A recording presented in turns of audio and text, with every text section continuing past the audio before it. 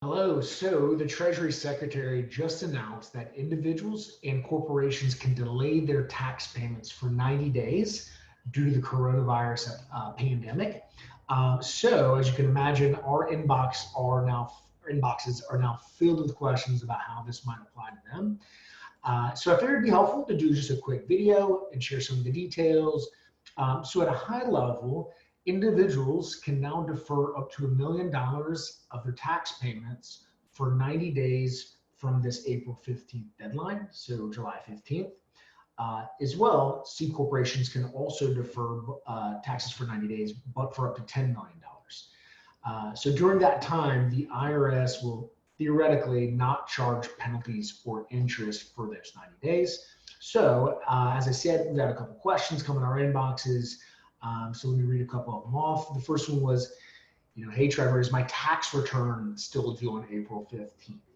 And the answer is yes, indeed. The tax return filing for any personal tax returns is still April 15th. Another question was, does the WHO pandemic affect the extended deadline? And so for now, no. The extended deadline for S corporations partnerships is still September 15th, and the extended deadline for personal tax returns is still October 15th. So as of now, no change to the extension filing process. That could change.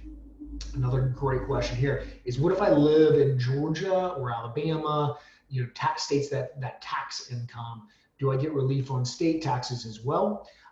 So with most things multi-state, it's up to the states to determine their treatment.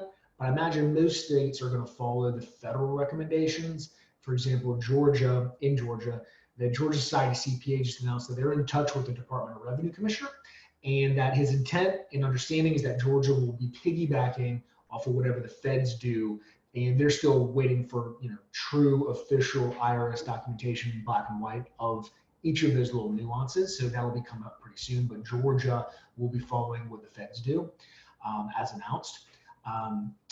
Next question, if the tax return is extended, will I still owe interest and penalties for late payment? Typically the answer is yes, but here again, this 90-day relief provision should kick in. So note that if you're paying in maybe September, after the 90 days through July 15th, interest and penalties will likely kick in. So what about penalties for the underpayment of estimated taxes for 2020?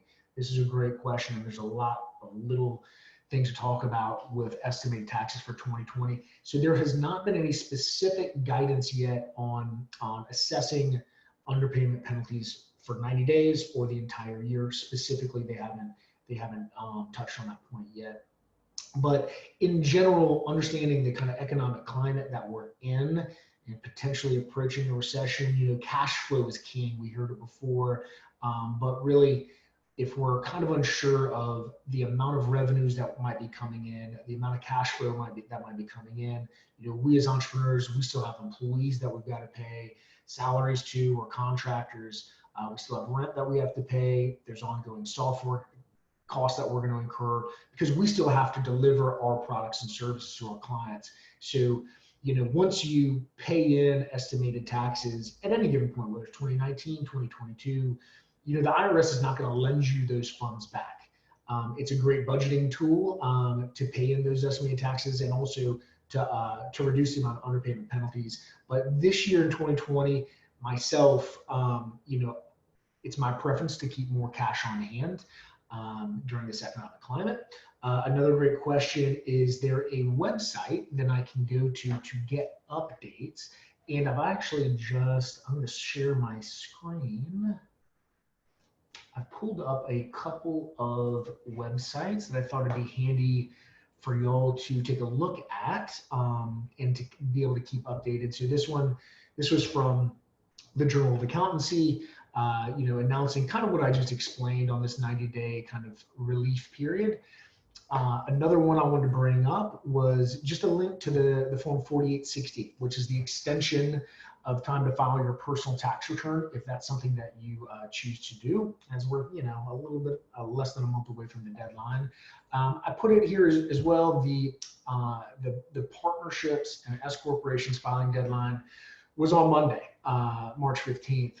But this is just for future reference for the extension for those entities later. And again, I'm going to have these links in the notes to the video. We mentioned and touched on multi-states kind of tax filing guidance, right? And as I said, every state is different, but this is a fantastic website to keep track of your state and if indeed they'll be following the federal guidelines.